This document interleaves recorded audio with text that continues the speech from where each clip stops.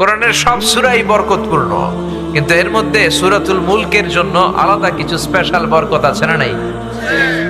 বিশ্বনবী বললেন, ইন্না হাযিহি সূরা মানিআতুন মিন আযাবিল কবর।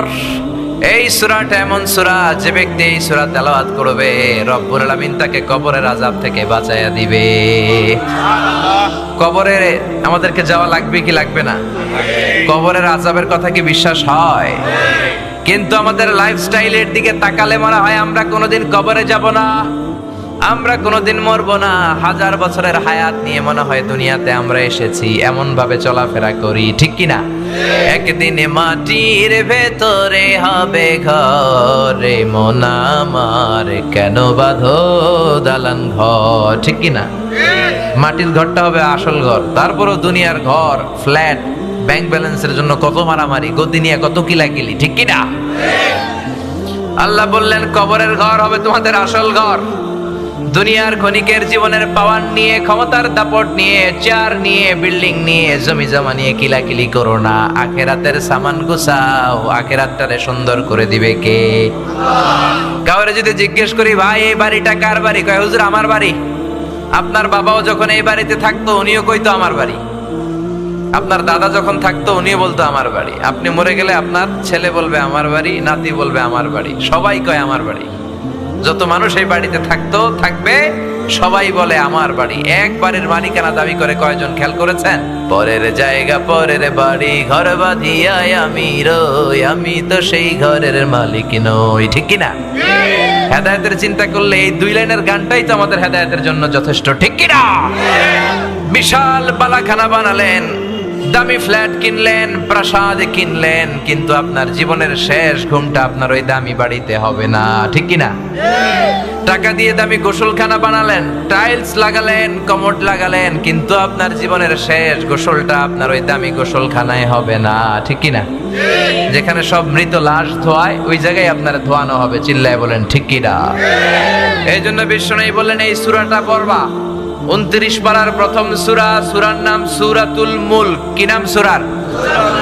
চিল্লায় সবাই বলেন কি নাম? ইন্না হাযিহি সূরা মানিআতুন মিন আযাবিল কবর। এই সূরা যারা বেশি বেশি তেলাওয়াত করবে তাদের কবরের ভেতরে কোনো আযাব হবে না। সুবহানাল্লাহ। এই হলো 1 নাম্বার শিক্ষা, মনে থাকবে? এগুলো কোট করে নিয়ে যাবেন, পিক করে নিয়ে যাবেন, তাইলেই মাহফিল থেকে লাভ। সূরাতুল মুলক আমরা তেলাওয়াত করব, তাহলে কবর আযাব থেকে আল্লাহ আমাদের বাঁচায় দিবে। 1 নাম্বার ফাজিলাত।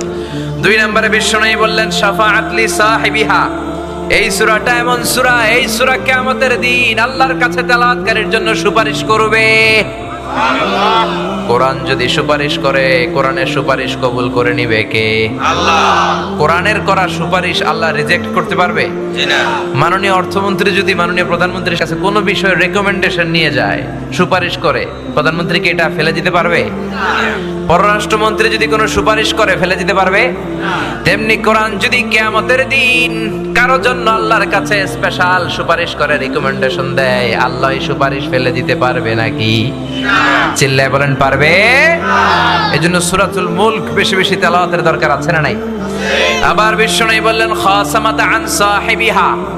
এই সূরাটা তেলাওয়াতকারীর পক্ষে আল্লাহর সাথে কিয়ামতের দিন তর্ক করবে। আল্লাহু আকবার। এই সূরা আল্লাহর সাথে ঝগড়া করবে, ডিবেট করবে। কতক্ষণ? হাত্তা আদখালাহুল্লাহুল জান্নাহ। যতক্ষণ না পর্যন্ত রব্বুল আলামিন এই সূরার তেলাওয়াতকারীকে জান্নাতের ঘোষণা না দেয়। যতক্ষণ না আল্লাহ ঘোষণা দিবে যে যাও আমি তোমাকে জান্নাতের জন্য সার্টিফাই করলাম, ততক্ষণ পর্যন্ত এই সূরা আল্লাহর সামনে দাঁড়িয়ে তর্ক করতেই থাকবে। তার মানে এই সূরাতে বরকত বেশি না কম? বেশি। এজন্য বিশ্বনবী বলতেন মান ক্বারা বিহা ফি লাইলাতিন ফাকাদ আকসারা ওয়া আতাবা। রাত্রি বেলা যে ব্যক্তি এই সূরাটা বেশি বেশি তেলাওয়াত করবে, তেলাওয়াতকারীর আমলনামাটাকে সওয়াব দিয়ে পরিপূর্ণ করে দিবে কে? আল্লাহ। এখন যে সূরা মুলকের তেলাওয়াত তাফসীর আমরা শুনতেছি, এখন দিন না রাত, আমাদের আমলনামাও সওয়াব দিয়ে পূর্ণ করে দিবে কে? আল্লাহ। এজন্য বিশ্বনবী বলতেন আমি চাই আমার প্রতিটা উম্মতের হৃদয়ে সূরাতুল মুলক গাথা থাক। আমি নবী চাই আমার সব উম্মতের হৃদয়ে এই সূরাটা মুখস্থ থাক। আল্লাহু আকবার। এজন্য এই সূরাটা মুখস্থ করার দরকার আছে না নাই? এই যে আরেকটা সবক পাইলেন যে সূরাতুল মুলক মুখস্থ করতে হবে, রাজি আছেন?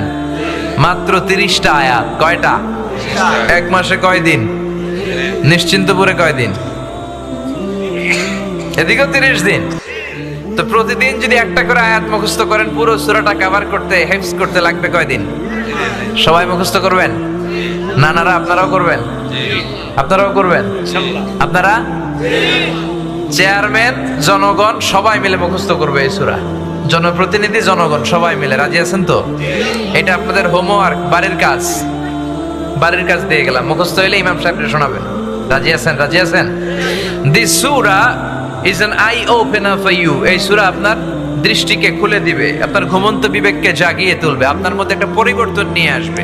বিশেষ করে আল্লাহ তাআলা নাস্তিকদের জন্য এই সূরার ভিতরে কিছু ডোজ দিয়েছেন, যারা বলে আল্লাহ বলতে কিছু নাই, স্রষ্টা বলতে কিছু নাই, there is no creator in this world. পৃথিবীতে নাকি কোনো স্রষ্টা নাই, সব নাকি এমনি এমনি হয়েছে, এরকম কিছু কথা বলে, এরকম উল্লুক্কা পাঠা আছে না নাই? আল্লাহ বলে আমার সৃষ্টির দিকে তাকা, আমার সৃষ্টির ভেতরেই আমি আল্লাহর নিদর্শন আছে না নাই? পাহাড়ের দিকে তাকা, সাগরের দিকে তাকা, ঝর্ণার দিকে তাকা, বুঝতে পারবি এই ঝর্ণারও একজন মালিক আছে না নাই? ঝর্ণা ঝর্ণা ঝর্ণা রে, বলনা বলনা বলনা রে, কার বিরহে পাগল পড়া তুই। সুবহানাল্লাহ পড়েন। আপনি যখন কক্সবাজারে যাবেন, the longest sea beach in the world, 155 kilometre, গেছেন? গেলে দেখবেন কি সাগরের ঢেউ। এই সাগরের দিকে তাকালে মনের অজান্তে আপনার মাথায় এটা চলে আসবে যে এই সাগর এমনি এমনি হতে পারে না, এই সাগরের একজন স্রষ্টা আছে না নাই? আপনি যদি বাংলাদেশের সবচেয়ে বড় পাহাড় ময়মনসিংহের গারো পাহাড়ে যান, কিংবা বান্দরবানের তাজিংডং বিজয়, চিম্বুক পাহাড়, কেওক্রাডাঙে যান, পাহাড়গুলো দেখলে বুঝবেন এই পাহাড়েরও একজন মালিক আছে না নাই? আপনি যদি সৌদি আরবের মরুভূমিতে যান, আফ্রিকার সারা মরুভূমির মাঝখানে যেয়ে দাঁড়ান, আপনি বুঝবেন মরুভূমির একজন মালিক আছে না নাই? আপনি খেয়াল করলে, চিন্তা করলেই আপনার মন আপনাকে সায় দিবে এই মহাবিশ্ব, এই বসুন্ধরা, এই চমৎকার পৃথিবী এমনি এমনি হতে পারে না। এই পৃথিবীর একজন স্রষ্টা আছে না নাই? আর সেই স্রষ্টার নাম কি?